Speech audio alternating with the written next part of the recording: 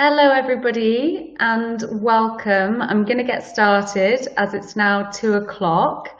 So firstly, welcome to today's event. My name is Harriet Wright. I head up business development and new ventures at FT Strategies. And today we will be discussing the FT's digital transformation journey over the last 15 years, discovering some key elements and lessons learned. So hopefully this will provide you with some real insights and takeaways for you and your business. But first, a little bit about FT Strategies. With a fairly new division of the Financial Times, established to help businesses explore and build valuable digital relationships with their audiences and customers. We are a little different in that we combine consulting capabilities with the FT's subject matter experts and practitioners' operational experience, because we've been through this change ourselves and have seen lots of success and growth as we've gone through it. We've done this with a variety and diversity of different clients, as you can see here.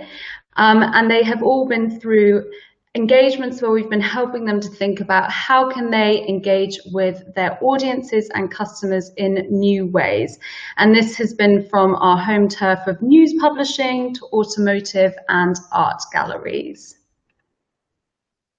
So, to introduce our speakers, we have John Slade, who is the Chief Commercial Officer at the FT. John oversees the FT's subscriptions business, global advertising sales, operations, print and digital consumer marketing, customer care, and business development, as well as the FT Specialist Division. And we have Tara Lajumoke, who is the Managing Director of FT Strategies. Tara joined the FT from McKinsey, where she led client projects on digital transformation, innovative design, and new business ventures. She has been with us at McKinsey over 15 years and has experience in finance, strategy, and operational experience, and was previously at Goldman Sachs. I will be posing some questions to John and Tara, but please do post questions in the chat, and I will ask our speakers live as we move through the topics. So firstly, one for John. The FT has gone through this incredible digital transformation over the last 15 years, which we will discuss shortly. But can you first just give us an idea about what it was like at the FT when you first joined, regarding its revenue streams, use of data, and the print-digital ratio? Hi, well, good afternoon, everybody. Thank you, Harriet, and great to have you all join us. Thanks so much for coming. Well, look, we are, of course, a legacy print publication. We've got 132 years worth of tradition and history in the FT, and some of that tradition is a really good thing in a digital age, and other elements are perhaps less so. You build up a lot of cultural heritage within an organization over that time, but I guess also candidly, you build up some cultural baggage as well. So I joined the FT in 2002, but if we wind the clock back 10, 15 years or so, about 80% of our revenue was from our print business, and about 20% came from our digital business. And of that digital proportion, the majority of it was coming from digital advertising revenue, so a very small proportion that was coming from consumer revenues. And about 70% of our revenue overall was coming from advertising, both print and digital combined. And so if you look at those numbers, in essence, I guess the conclusion that we draw is that the advertiser was our most important customer at that time. And that's not the way things are now, and I'll come back to that in a second. Looking at those proportions, looking at that sort of revenue composition of the business, what we perceived was that that wasn't going to be a stable enough position to survive what we could see was coming, and that's the paradox of the internet. Two things happen, I guess, with internet disruption, particularly around content. First of all, digitization causes a huge fragmentation of readership. It atomizes the content into billions and billions of different component parts. But at the same time, with digital disruption, you get a massive dominance of a few digital platforms who are able to curate and aggregate that content as well. With an ad-based model, neither of those trends feel particularly good or felt particularly good to us at the time. Digital digitization, as people were moving from print to digital, was going to mortally wound our print advertising revenue business. But internet trends in general, that fragmentation, but also the dominance of a few players, was going to really limit our digital advertising success as well. And so we were looking at an industry where scale was becoming the dominant factor of success. And we couldn't really see a way that we could scale to compete in a digital advertising market to the extent that was going to be necessary to fund our newsroom. If you look at the internet, the type of content that is on the internet in general, less than 1% of the pages on the internet are from news pages, and somebody is always going to be bigger than you.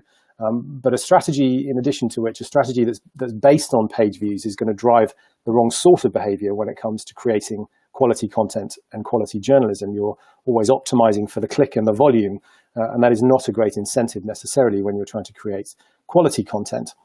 So we couldn't really see how we were going to have the confidence to invest in a future that we could definitely see coming towards us with those core revenue lines that were unstable and with the composition that they had. And basically, the future that we could see was getting out of our control. The sort of levers and controls that we used to rely on were no longer going to be something that we could push or could pull ourselves.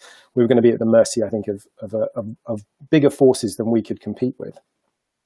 And I think at the core of all of that, there was a fundamental problem, which was that we have a distant or had a distant relationship with our customers, whether it was in print, where we were selling via wholesalers, or in digital, where we were selling our journalism through aggregators like LexisNexis. We were selling our content through intermediaries. We had no direct relationship and consequently no data-driven understanding or relationship with our customers.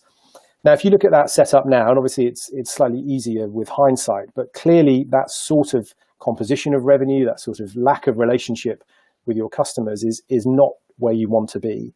And I think we were fairly early at the FT in recognizing that these trends were going to cause us a problem and that we needed to do something differently, and that fundamentally we were going to have to do something differently if we were going to try and get our future back in our own hands.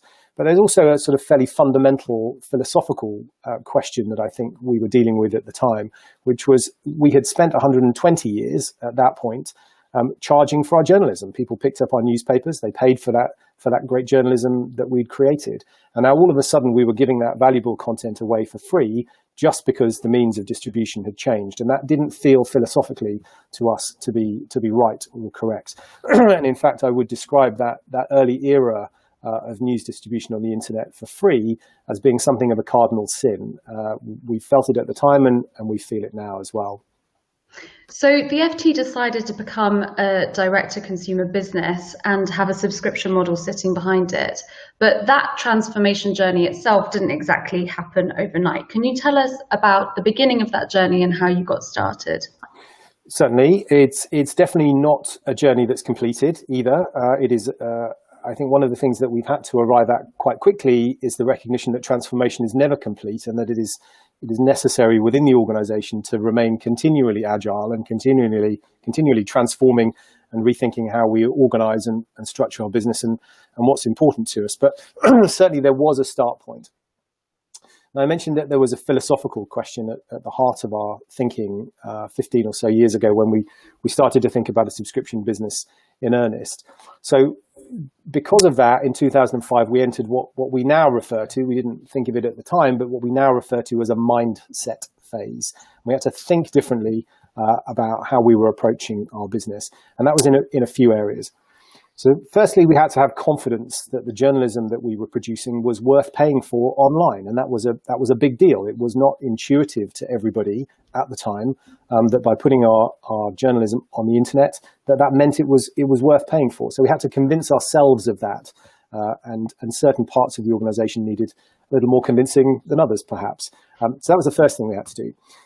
The second thing we had to do was to have confidence in those assets that we were creating. We had to protect them. We had to reserve the right for direct sale. That meant pulling ourselves out of some of our relationships with intermediaries who were acting on our behalf, particularly aggregators. But it also meant deciding that we needed to have control over what was and was not free. And some of the major organizations or platforms that were operating around, still operating now around journalism, were mandating that, hey, if you want to be part of our platform, you have to give away some of your journalism for free. And so we had to really wrestle with that and say, no, actually, these are our assets. and we want to monetize them in the way that we see fit. A third dimension to our change in thinking, and this wasn't quite in 2005, perhaps a few years later, but and still evolving, is that we had to conclude that our principal customer was not the advertiser. Our principal customer, and the customer that was really going to matter to us in the future, was the reader. And if that was going to be our principal customer, perhaps we had to act a little bit differently as well. So we had to focus on the privacy of that customer, not reselling their data. We had to think about their overall experience with us, and not throwing loads and loads of really interruptive ad formats at them, like pre-roll on video, for example, which we stopped selling a couple of years ago. And we had to focus really, really hard on site speed and making sure that the user's experience of ft.com was slick and fast, because we know that that was probably the biggest driver of engagement and repeat visits. And so that meant streaming back the amount of code and cookies that we were throwing at customers when they arrived on the site. That came at the detriment of some advertising revenue, but it came to the advantage, the wider and longer term advantage of our relationships with our customers. And of course, we had to focus very much on the direct relationship with those customers. We were selling to them directly. We were having a paid relationship with them. We were handling their payment details in the many, many hundreds of thousands. And crucially, it meant that we were now collecting, we were analyzing, and we were deploying within the business the data from those customers to help us be a better business and to give a better experience back to those customers. All of those things weren't intuitive to us when we started this. And that's something of the journey, of the mindset journey that we had to go through, changing our thinking about how we were doing our business. So clearly these kind of direct relationships are really key in the digital economy. And Tara, I'm just interested if you might be able to share with us some of the importance of that and how you've seen that with the client work we do. Thank you. Hello, everyone. Completely agree with everything John said.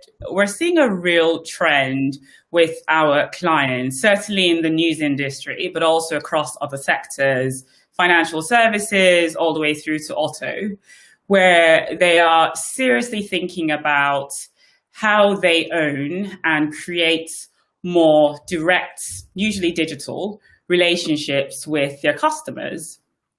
And what I can say is building a direct-to-consumer model, by no means is it a panacea, but what we have found with many of the clients that we are working with is it offers a number of valuable benefits. And for me, the underlying theme across all those benefits is resilience. So firstly, control. As John said, the ability to bypass intermediaries and really own the relationship with your end user is pivotal. It allows you creative and commercial autonomy over your proposition, your strategy, and how you execute on it. You are essentially taking control of your business destiny. The other benefit that we're seeing a lot of is a much deeper understanding of your customer. By building a direct relationship and using intelligent tactics like advanced analytics, etc., basically underpinned by data, you are able to build a much richer, deeper understanding of who they are, what they care about, how they behave. And that understanding should ultimately be used to serve them better, create more engaging, compelling experiences with you and your product. The other benefit, commercial, of course, and obvious one is reducing or eliminating even intermediaries obviously helps margins, right? But with digital direct-to-consumer models in particular, the cost base is a lot more attractive and responds quite well to scale. We've seen, at the FT quite healthy revenue CAGRs as well as profit margins with our digital model, which at a time like this now where, we're seeing traditional revenue lines like advertising and print under a lot of disruption really offers a huge lifeline. And the final benefit I would say is around diversification. as an additional revenue source, and by no means is it always substitutional, right? At the FT, we still see advertising and print and other revenue sources as important areas to focus on. However, we think having a healthy, balanced portfolio of revenue lines, particularly ones like digital subscriptions in our case, which is quite resilient, as an important way to future-proof your business model. For example, during lockdown, it took us about 3 months or so to hit our subscriptions goal for the entire year. I think given all of the disruption that we're seeing, it certainly is important. But actually, a lot of these trends were, in existence long before COVID. And yes, the pandemic has accelerated some of those. But I think the underlying principle of diverse, resilient set of revenue sources is one that a digital and direct business model allows. And of course, kind of changing your model like this means that you have to start looking at all different metrics. The classic ones which you normally are guided by will be different. So, John, I'm curious, just thinking about how the FT brought data into the heart of what we do, what did becoming data inspired really mean for us? So I mentioned earlier that first phase around the mindset shift that we had to have.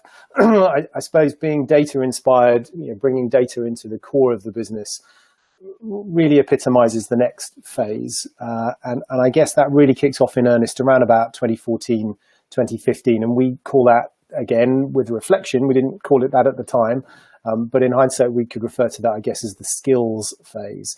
And what we discovered quite quickly is that actually the sort of skills that we needed in the business were really changing, and we had to accelerate the need to bring in those new skills and also train existing staff for those new skills as well. And particularly data and analytics was something that we got really excited about really, really early. We are the Financial Times. Data is a big part of the financial industry and the economics that we talk about. And so I guess it was reasonably natural for data to be something that we were excited about and wanted to get involved with.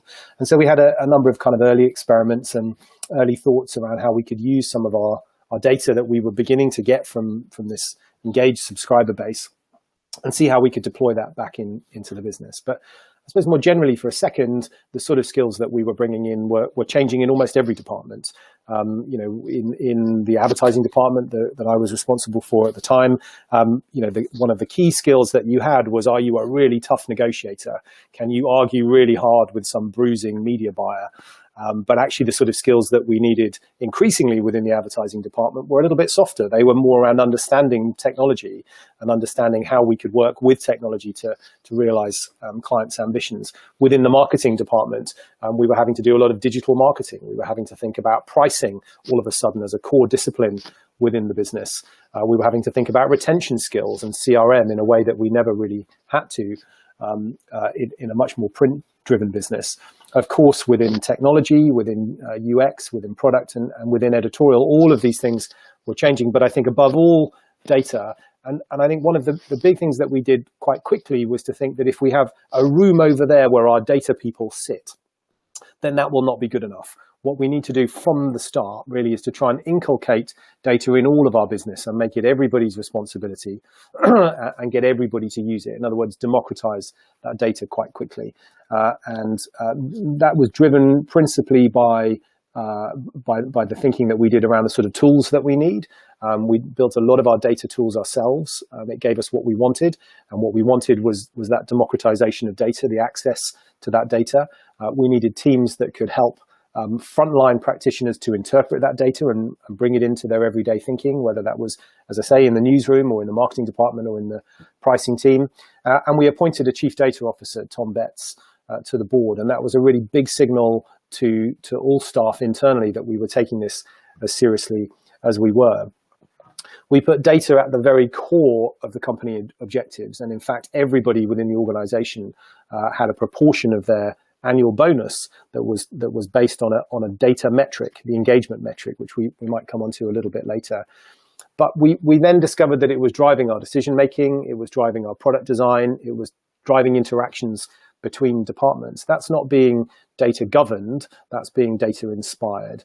It was really important for editorial and their thinking in the newsroom to be really clear around that. They wanted to be guided and informed by the data that we could provide them and not dictated to. The data isn't just useful for insight, of course. It's good for leveling discussions and making the right decisions, whether that's in the newsroom or anywhere else in the organisation. So it was a long process. It wasn't something that we arrived at overnight, but I think we had the right ideas at the outset, which was about it's everybody's responsibility and it can be of use to everybody in the business.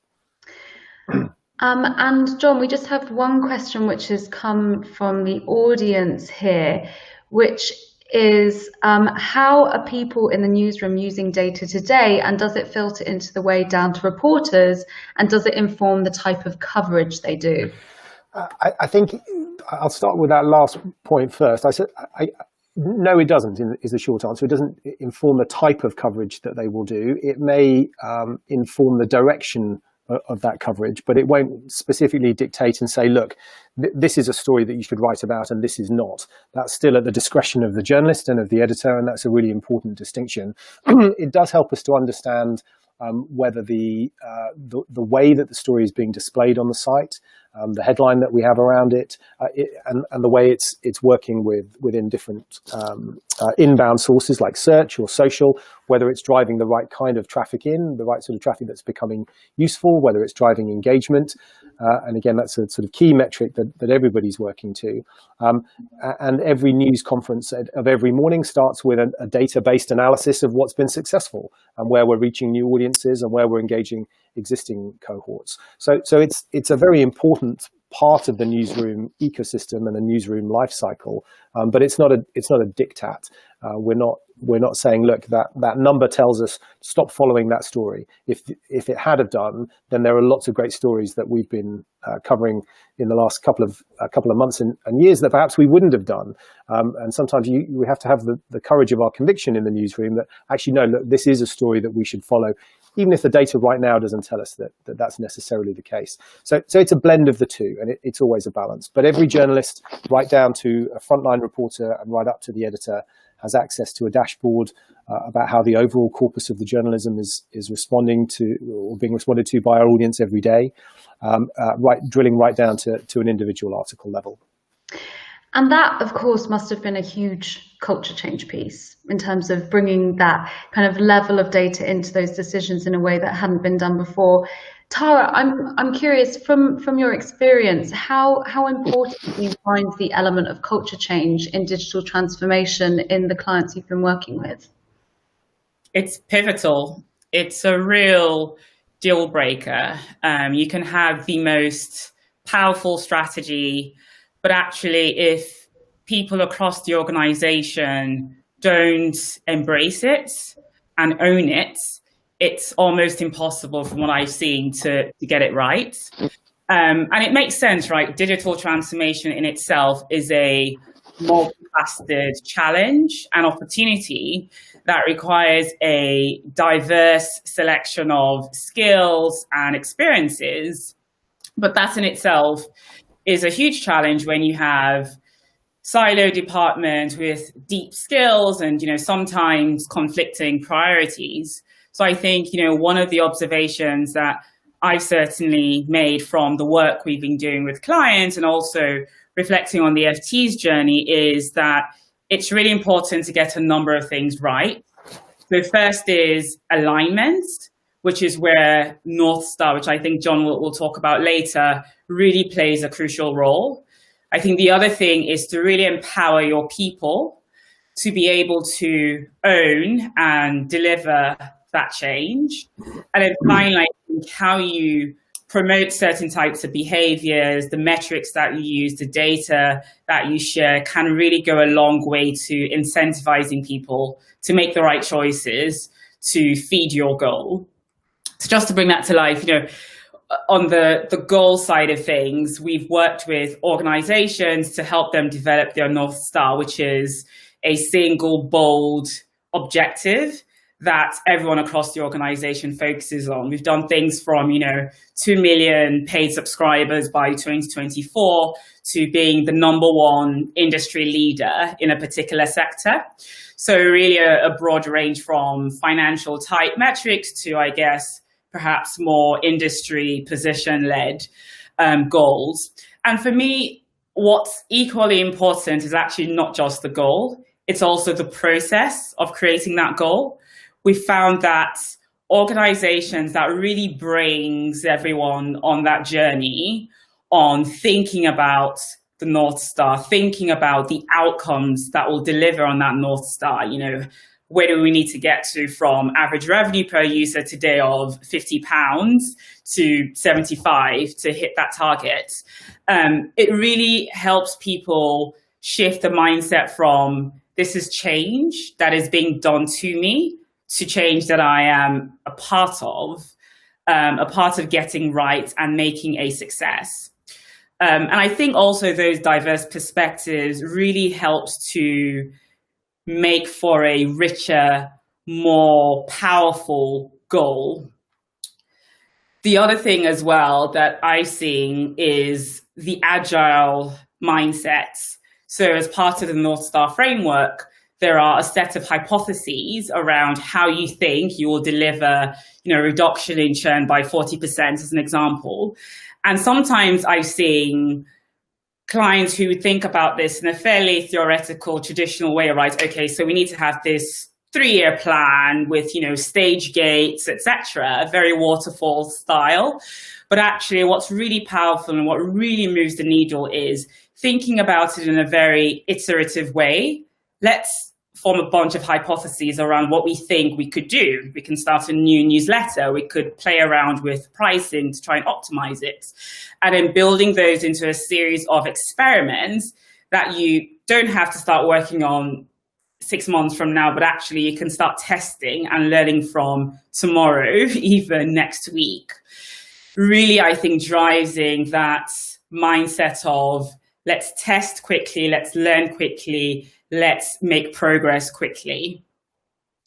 I think on the missions piece, what these are, it's essentially a cross-functional team of people across the organization working together on a single mission.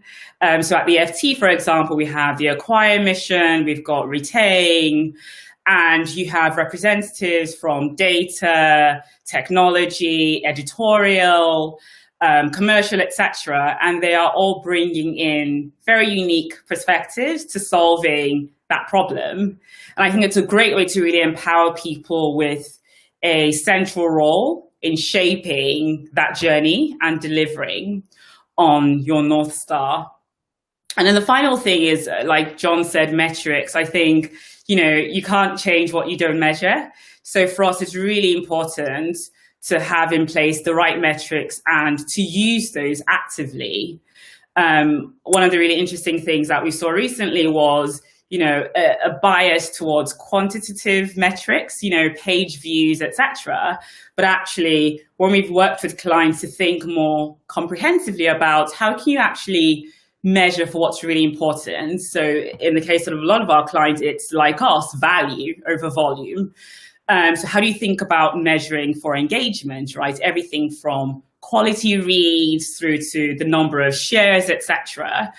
And then using that in a way that really inspires key areas where content is created, whether it's in the newsroom or marketing or elsewhere, to start to think about what's the user thinking? Why did this score better on quality reads or this metric versus this? And as John says, it doesn't always mean that actually that then dictates to us, okay, we have to stop doing X, Y, Z. It should really inspire thinking and learning and feed into, I think, a multifaceted way of understanding how to drive engagement.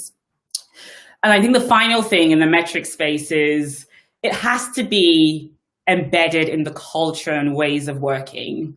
So one of our clients, for example, had their North Star goal and a set of metrics that they had all committed to. And it was really visual. They had dashboards that were constantly displaying real time where possible, how they were doing on key metrics, key outcomes, etc. And they tried to make it exciting as well. They really tried to put in place an element of, we're all on this journey together. We're going to be as transparent as possible. We're going to continue this loop of sharing how we're doing, getting your input, and then together trying to strengthen that cycle.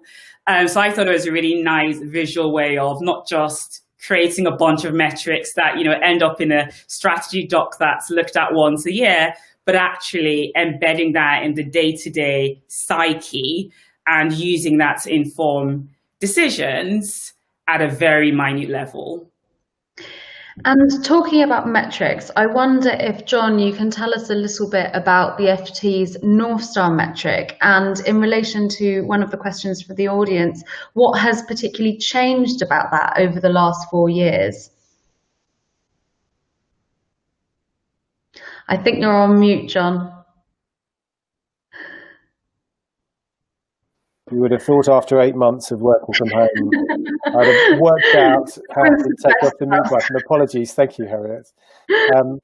As I was saying, I think having a North Star metric was really, really important to us. What it allowed us to do was to have different departments who were potentially feeling that they had some competition between each other to align in one direction. It's about getting everybody rowing in the same direction. And it was very much driven from that data capability that I was talking about earlier. It was, I guess, another way to describe it, I guess, would be a guiding principle for our subscription business. That meant that the business side, the newsroom side, and products and technology could all be aligned and in the same space. So our first North Star was engagement. The way we arrived at that was to think, okay, well, intuitively we can feel that having an engaged reader is a good thing, but what does that really mean? How can we really use data to understand what sort of engagement we have? So every single subscriber on ft.com now, and we have around about 1 million of them, every single one of those subscribers has a metric score, an engagement score that is unique and individual to them. It's based on a combination of 3 things: the recency of their visits to us, when did they last visit ft.com, the frequency of the visiting, so do they come daily, every 2 days, every 3 days, twice a day, and the amount of the journalism that they consume when they get there. And we combine all of those 3 factors together. Each of those has a score. We combine them into a single score so that we can really understand at a very granular level how engaged each of our readers is. We can wind back from our overall business goal for the year, which is a revenue and a profit target that we know is driven by a certain number of subscribers. We can wind that back and calculate how many engaged readers we need within our business to hit that business goal. And really importantly, we can stratify our readers into different cohorts, different groups, ranging from the under-engaged to the super engaged and everything in between. And we can also understand what makes a difference to that score. So if we want to drive the score of one particular cohort, should we be focused more on trying to increase their recency of visit? Or should we be really focused on trying to get them to read just one more article on each of those visits that they make? What's going to make the most amount of difference? And so we can act on doing something about it. We understand what drives engagement and we understand what we can do about it. That North Star has evolved a little bit, and in 2020, we now have a new North Star for the business, which is lifetime value. It's a slightly more complicated metric to establish, but it builds very much on that approach of engagement. And Tara mentioned that we are very firmly a value before volume business. If you ask me how many page views we have or how many unique visitors we have, I honestly couldn't tell you, and I'm really not that interested. If you were to ask me how many engaged subscribers we have, then I can be really accurate about that, because that's something that matters much more to us. We think it's a much more meaningful metric to the business. So lifetime value is clearly driven by engagement, but it also helps us at the upper funnel end. It's not just about retaining existing subscribers. It's about looking at the quality of the acquisitions that we make as well. The bigger you get as a subscription business, and I guess we are now, I suppose in Spotify terms, still a minnow, but in the news industry, reasonably well sized now at 1 million subscribers. The bigger you get, the harder it is to rely just on volume as the driver of future success. We were obsessed at the FT of reaching 1 million paying subscribers. We reached that and we thought, well, what's the next challenge? Actually, we need to be really careful about the sort of acquisitions that we're making. We can't just assume that building more and more volume on top of our business plans is going to deliver us success. So the logical extension of engagement, of reach and frequency and volume, recency, frequency and volume is lifetime value. And that's what we optimize for now. It helps us through, as I say, obviously how we treat and deal with our existing subscribers and how we engage them. But it also helps us to think about making the right offer at the right time. We've started to step some of our subscribers down from higher tariffs if it looks like their engagement is beginning to drop, and that by stepping them down deliberately to a lower price tariff is going to prolong their tenure. That's one of the clearly the key driver within lifetime value, and of course it drives all of our engagement marketing. So it very much started as engagement, and it's now evolved into lifetime value. And I imagine metrics must be a part of this, but this is a question from the audience, can you share any advice on how you were able to handle in the initial years of moving into being a subs business, the friction between advertisement and subscription objectives? Yes, I can, because I was right in the middle of that. I think one of the really important things to remember is that, or that we felt certainly at the FT, is that advertising revenue streams and subscription revenue streams are not exclusive to one another, and that if we were going to be successful, whilst we've talked a lot this afternoon about a subscription business, we still need an advertising business, right? We haven't by any means given up on that. It is still a vital part of our business, and in fact this year has been a crucial dimension to our success in 2020 during COVID. But the two parts of the business are not exclusive to one another, and engagement again rears its head in this. The more subscribers you have and the more engaged they are, the more quality advertising impressions you have. So having a subscription business allows us to develop a really strong first-party data strategy.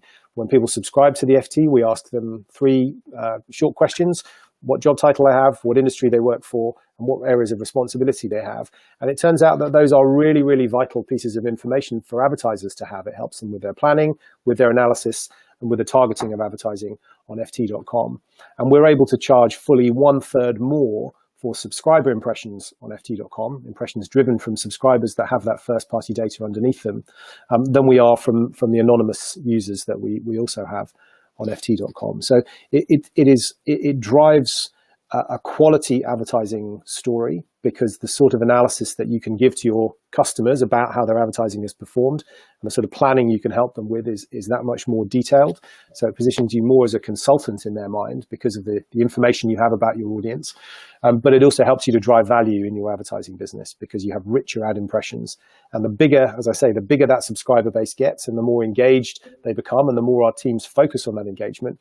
So we're providing more value back to the advertising business. So I would say that the two are really, really closely linked, and the fortunes are really, really closely linked. I think if there was one thing that we could have done better sooner at the FT, it would probably been to have declared to the advertising department that our number one customer was the consumer, the reader, not the advertiser. That's a hard message to land with advertising sales teams for obvious reasons. But I think had we been a bit more overt about that sooner, that may have helped some of the tension, which was natural. But I think overall, what the advertising department was concerned with was if we develop a subscription business, we're going to lose enough volume to be successful. And categorically, that was not the case at the FT. The sort of volumes that we lost when we erected a paywall and embarked on a subscription strategy were the sort of volumes which were really inconsequential to advertisers anyway. They were, one impression, one hit users who would come and go very quickly again, and no chance for an advertiser to therefore build up a rapport or an engagement of their own. So I hope that's helpful. Thank you. And as you mentioned, engagement is key to that. Tara, I'm wondering whether you might be able to share with us some of the ways that you've seen that engagement has worked and tactics to engaging with customers and readers, and share those with us.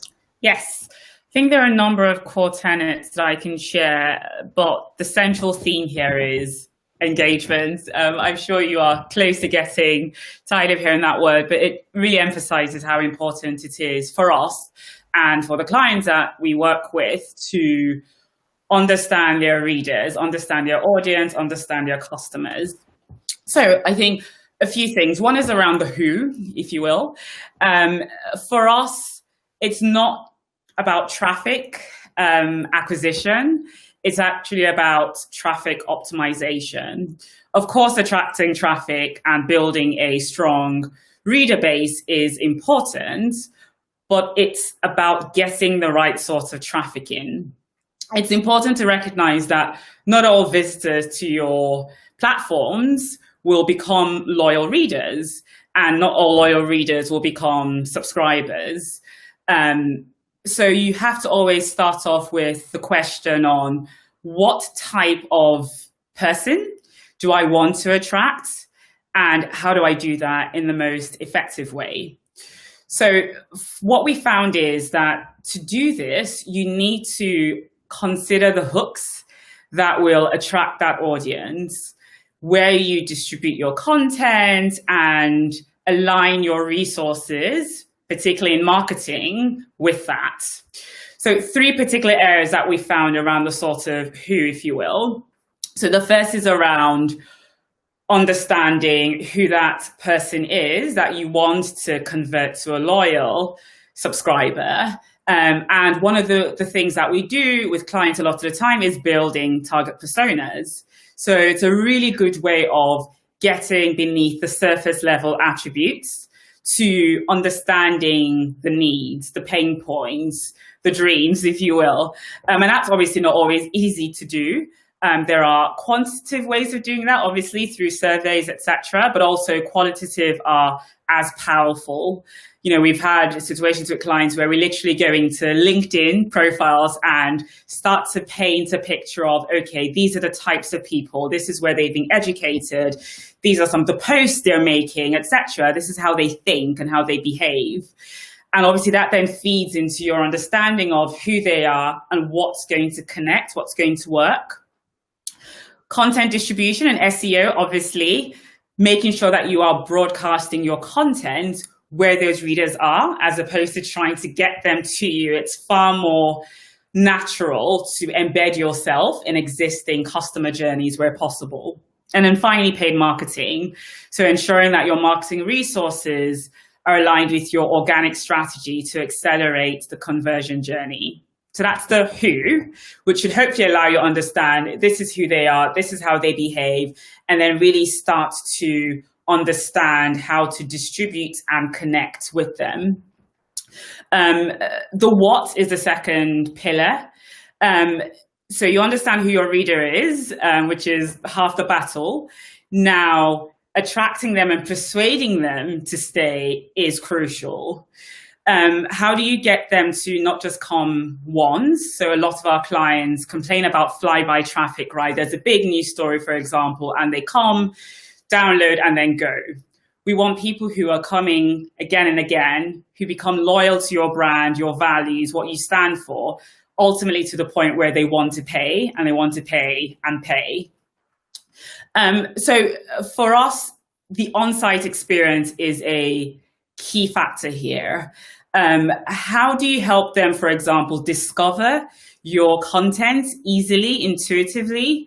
How are you communicating with them on a regular basis via newsletters or other platforms? I think, the biggest differentiator here is your ability to surprise and delight your customer through what feels like a personalized experience.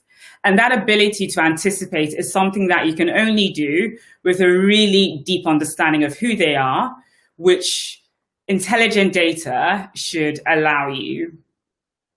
The other things that we've seen work quite well around the what you do is, UX. It's about creating a very clear discovery and segment-based customer strategy. It's amazing how most times we see organizations assuming that, yes, they know their user, but then they have quite a general set of tactics a single strategy that they apply to every user. I mean, in your customer base, there will be a multitude of, traits, factors that you absolutely have to consider.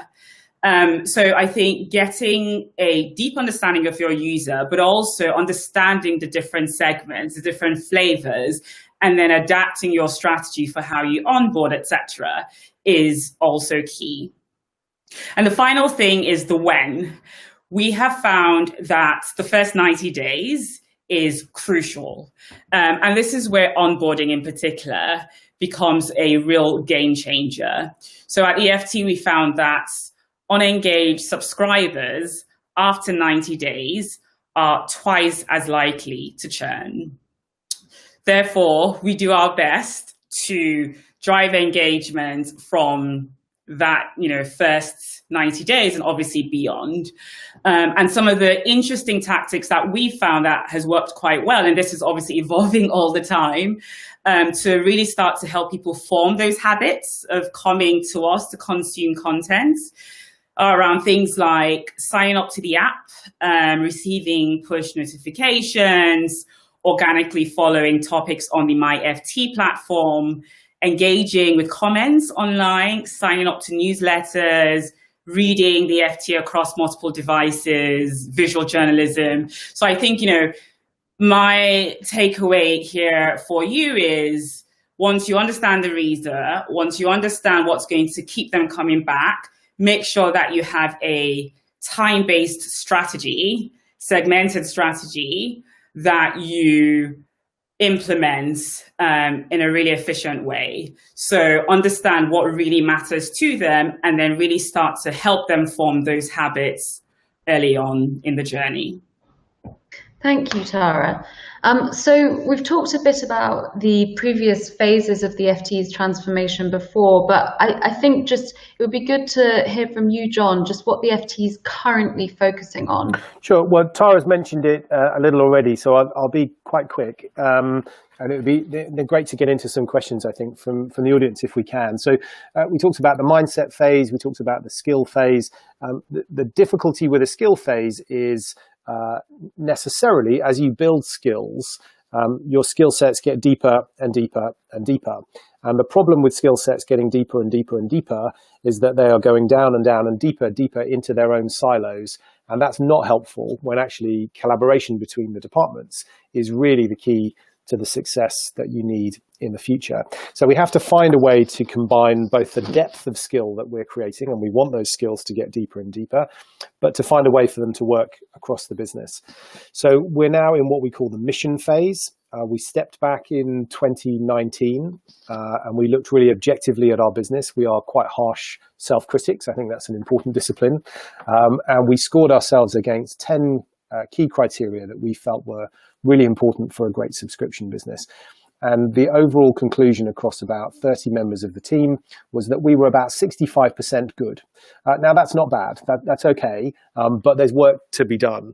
And as I say, we are very and stern self-critics. And one of the key ways that we felt we were going to accelerate was to get departments to work together more effectively.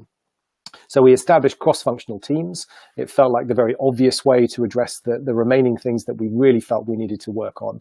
And it meant that we can get the best of the deep skills, but applied across multiple teams. So these are mission-based, not team-based structures of working. They work on particular parts of our business. As Tara mentioned, we have one mission around acquisition, one mission around engagement and retention, and one around transformation, which is fundamentally the tools that the whole organization needs to do its digital job the best. And we kicked that off at the beginning of this year. Clearly, we've had a year that's been hugely complicated in terms of how we all work together. We all now work from what I describe as 2,400 micro offices around the world rather than 6 or 7 key FT offices around the world. But in spite of being distributed in that way, and in fact, I think it may have helped, we've managed to pull together these missions, these cross-functional ways of working, despite us being distributed all across the world. I think that's been a really fundamental gear shift behind the FT's business this year.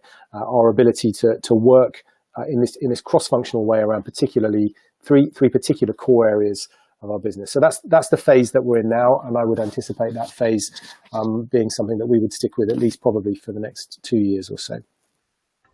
Great, thank you. And I'm going to move on to some of the questions from the audience here. So first question, and I'll ask Tara this. Tara, what can other sectors learn from the digital transformation story of the FT? I think quite a bit that we've mentioned. I think the first is, I would reiterate the North Star. I think pulling together a clear understanding of what it is that you want to deliver, whether it's a North Star goal or something else. But I think that single objective is really a good way to focus everyone and help them prioritize. I think recognizing that it's not going to be easy or fast, but really addressing the fundamentals around changing the culture, having the right skills, empowering people to embrace that change and deliver on that goal is also another transferable observation. And I think the final thing is, it's actually a well-structured journey, if you think about it, that if you prioritize and take on a very agile way of working through, will allow you to start to reap benefits early on. I find that actually I spend a lot of my time working on confidence levels, right? Because many organizations have lots of smart people who've probably tried to transform several times already, but for a number of reasons haven't always gotten it right. And I think that if you are able to break down what feels like at times this massive mountain that you're trying to climb into a series of specific outcomes and things that you want to test and learn from, and you take on the approach of pivoting quickly or scaling quickly and recognizing that you're going to get a number of things wrong first time, but it's accepting that and getting comfortable with that. I think that mindset is also quite an important factor. And to follow up with that, a question here from the audience being, would you recommend subscriptions to all types of media businesses or just those with large readership? And who do we essentially kind of position our consulting services to? I'd love to get John's input on that. But I think reader revenue, direct consumer models is absolutely something that I think is a resilient revenue source and a great way to build what I was describing earlier, that balanced, healthy portfolio. So I don't think it's always the only model to use, but I certainly think that your ability to understand your readers and get closer to them allows you to serve them better, allows you to create far more meaningful experiences, and can give you that competitive advantage. So I'm a huge advocate of the direct consumer model, and I recognize that there are different manifestations of that, right? So in our case, we felt that subscriptions, paying for news, which is, as John would say, a construct that had existed long before digital subscriptions, right? But it was taking on a new form and actually giving us the opportunity to do things in a new and exciting way. So I think that absolutely works for us. And there are a number of principles that got us to that particular decision. But also we recognize that for other organizations, contributions or donations might be a better form of that direct to consumer model, like we're seeing with the likes of The Guardian, for example. So I think fundamentally, yes, direct to consumer, I strongly support that. But I think you absolutely have to think about who you are, what your strategy is, and your brand perception, etc., and then use that to inform your thinking and selection of the right form of the reader revenue model. I'll add a little bit to that. There's a great quote that I like from the British commentator Muriel Gray, who says, "We've always had paywalls, we just used to call them newsagents," which I think is quite a sort of an appropriate way of thinking about this. People have always paid for news. I think what Tara has really eloquently described there is what I think of as perhaps the carrot. the advantage of having a direct-to-consumer subscription business. There is also the stick, which is if your other way of monetizing, your only way of monetizing your journalism at the moment and supporting your future is, for example, an advertising business. I honestly think that is a difficult place to be. I don't think you've ever been able to rely on an advertising market, and I've spent a quarter of a century in the advertising industry. So it's a market that I love. I'm not diminishing it at all, but it has always risen and fallen with economic cycles. It is very difficult to rely on it as a constant source of revenue, and we've seen the implications of that clearly in the last 8 months or so. And I think that the trends that the advertising industry was going through have been accelerated by about 2 to 3 years. So I think you should be entering 2021 at this point in the way that perhaps you had anticipated entering 2023 or 2024. And that means balancing your business. It doesn't mean you necessarily have to be a subscription-led organization. Necessarily, it might not be right for you, but if you don't have two engines to your airplane, if you're not having two sources of revenue, one which is more consistent and reliable, then I think possibly there are problems ahead. So I don't want to sound a note of gloom, but if Tara had done the carrot, then I will provide the stick to the subscription question. I think you also don't have to be a large publisher. I mean, you can define large. We have parts of our FT specialist business where the readership there is 30 to 40,000 people. It's not massive. It's not a million like the FT has, which even by the size, the scale of something like the New York Times now, I think it's sort of 6-7 million readers they have now. I lose count. They gain 1 million every week. That's a fairly big paid business. We're probably somewhere in the middle. I think you can still build a successful business with relatively small numbers, provided you are listening to your subscribers, to your readers, you're catering for their needs, and you're providing quality services to them, whether that's in the journalism or the customer experience. And just kind of pulling together two questions in one here in the last 3 minutes we have. On that topic, a question around how print fits in the digital strategy, or is it something that we will deprioritize from the audience? And conflating that with our thoughts on 2021 and looking forward. So print remains a really, really important part of the FT's future. We took a very deep look at this in March, April and May of this year as things were looking a little bit hairy scary. And we concluded that the FT has the financial requirement, let alone the brand requirement or the journalistic requirement, but a pure financial requirement for a printed product for at least 3 to 5 years. It's true that we're seeing different markets for both advertisers and consumers between Monday to Friday and the weekend. The weekend is growing for us as a printed product. Monday to Friday is settling at a slightly lower level than it was pre-COVID, but print remains a fundamental part of what we're doing. That isn't to say that's necessarily the case for every other publisher, but at the FT, it's still a vital part of our future. And Tara and John, either of you, any thoughts looking to next year and what it might have in store for us? Go ahead, Tara. Do you want to start? Yes, I think 2021 is going to be quite an interesting year for many industries. I think we're going to see a lot of consolidation as a theme.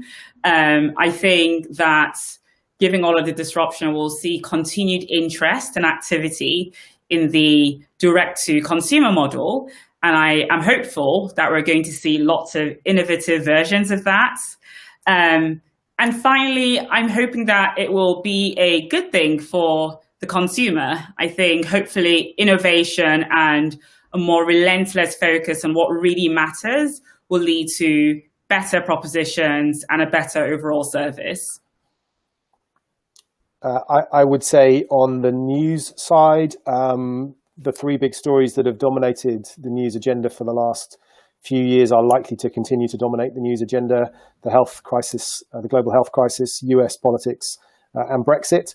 I think they will still dominate the news. People will still be looking for quality sources of information and analysis on those topics. And I think certainly the last 8 months have proven to us that if we are investing in our news business, investing in our subscription business, that there are gains to be had from that news agenda, because we provide a reliable source that people can come to for clarity around what's happening in a very confused world. I think the other thing we will see is acceleration. As I said, we've seen 36 months of business cycle, I think pretty much squeezed into 8 months. My sense is that acceleration pace now will continue through into 2021. I'm equally terrified and excited in equal parts.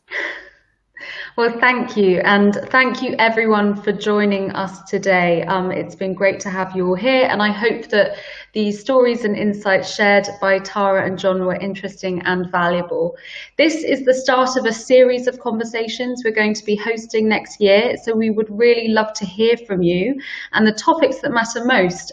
So we will be in touch, and please share your thoughts. And we look forward to continuing the conversation. Thanks, everybody.